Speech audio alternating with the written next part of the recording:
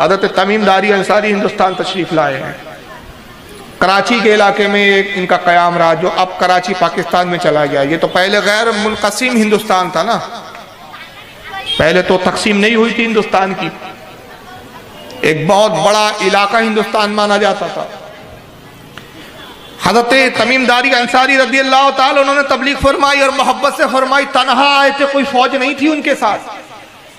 और आज तो तब ये हुई कि तबलीग भी ऐसी है कि खुदा की कसम कि जो तमीमदारी ने तबलीग की, रुए ज़मीन पर ऐसी तबलीग कोई नहीं कर सका। उनका इंतकाल हुआ, अपने मानने वालों से कहा कि मुझे दफन ना करना। कहा कि फिर क्या करें बताएं हुजूर। कहा कि मेरी जिस्म को गुस्ल देना, कफन पहनाना और एक कश्ती में मेरे लाश को, मेरे जिस्म को रखकर समुंदर के हवाले कर दे। कहा आखिर इसकी हिकमत क्या है। कहा मैंने रसूलुल्लाह से कुछ सुन रखा है, मेरे आका ने मेरे ताल्लुक से कुछ बातें बयान की है, तुम वो चीज़ें नहीं जानते और ना तुम उसको समझने का शऊर और उसका मिजाज रखते हो। मैं जितना कहता हूँ मेरी वसीयत पर अमल करो। तमीमदारी अंसारी रज़ियल्लाहु ताला अन्हु साहबी रसूल थे। ये भी फारूक आज़म के ज़माने में, बास कहते उस्मान गनी के ज़माने में हिंदुस्तान आए थे। इंतकाल हो गया, वसीयत के मुताबिक आपके जो साथी थे उन्होंने गुस्ल दिया, कफन पहनाया और एक कश्ती में आपके जिस्म को रखकर, या एक ताबूत में, बाद रिवायतों में एक ताबूत में रखकर समुंदर के हवाले कर दिया। कराची से वो समुंदर बहता रहा, वो समुंदर में वो जो ताबूत था बहता रहा, न जाने कितने साल बहता रहा। और बहते बहते जिस जमीन पर आता है, पहले उसका नाम मद्रास था, अब उसका नाम बदल के चेन्नई कर दिया गया। चेन्नई के एक इलाके में आता है जिसका नाम है कोलम शरीफ। आज भी नाम कोलम ही है। और अल्हम्दुलिल्लाह तहदीस नेमत पे अर्ज करता हूँ कि मैं कोलम भी गया, वहाँ मेरी तकरीर भी हुई और हज़रत तमीमदारी अंसारी रज़ियल्लाहु ताला अन्हु के रोज़े अक़दस पर हाजिरी और फातिहा पढ़ने की सादत भी मिली। हिंदुस्तान की तारीख बता रहा हूँ, हिंदुस्तान में साहबी रसूल है। कोलम शरीफ में जब वो बहता समुंदर आया, मछुआरे देख रहे हैं कि एक ताबूत बहता हुआ आ रहा है।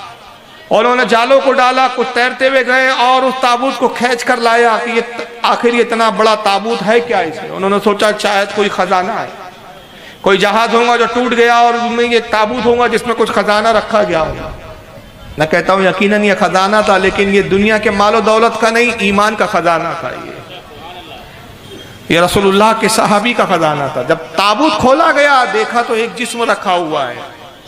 कफन हटाया गया तो आंखें खुली हुई थी, जिस्म सलामत था, जिस्म से खुशबू आ रही थी। किसका लाशा है, कब से बह रहा है, कौन है, मालूम करो। जब लाश को उठाया गया तो कुछ तहरीरें थी, अरबी जबान में तहरीर थे। कोलम के वो मछुआरे उस तहरीर को पढ़ ना सके। उन्होंने कहा कि जाओ, यकीनन इस तहरीर में कोई राज है, इस जिस्म के अंदर कुछ राज है, वरना इस तरह से महफूज और हिफाजत के साथ जिस्मों को ताबूतों में रख के समुंदरों में नहीं बहाया जाता। जरा तलाश करो कि इस तहरीर को पढ़ने वाला और समझने वाला कोई मिल जाए। तलाश जारी हुई। कुछ रोज के बाद वो जिस्म वैसी रखा गया। कुछ रोज के बाद एक अरब उनके हाथ लग गया।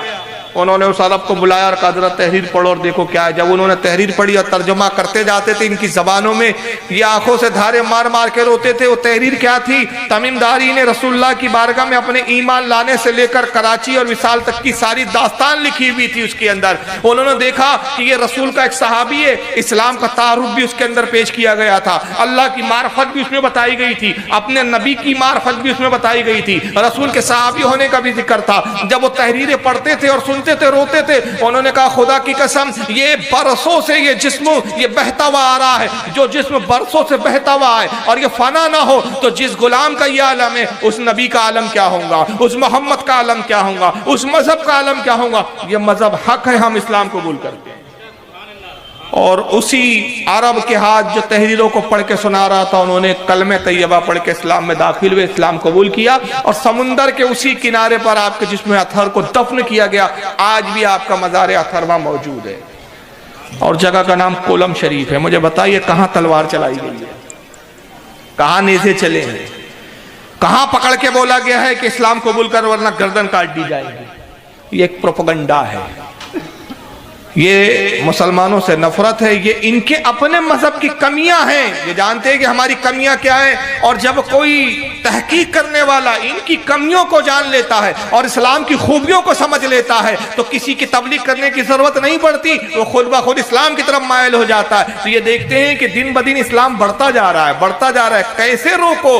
तो गलत और झूठे प्रोपेगेंडे किए जाते हैं ताकि इस्लाम के इस भीड़ को रोका जाए, इस्लाम लाने वालों के इस काफिलों को रोक दिया जाए, इस पर रोक लगा दी जाए। नए नए कानून, नई नई चीजें, कभी इसको लॉ जिहाद का नाम दिया जाता है, कहते लॉ जिहाद की बुनियाद पर लोग कन्वर्ट हो रहे हैं। हमने कहा अजीब बात है यार, कुछ अक्ल के नाखून लो। वक्त नहीं है वरना मैं सारी चीजों की तफसीलात पर जाता। ये मोहब्बत की बुनियाद पर अब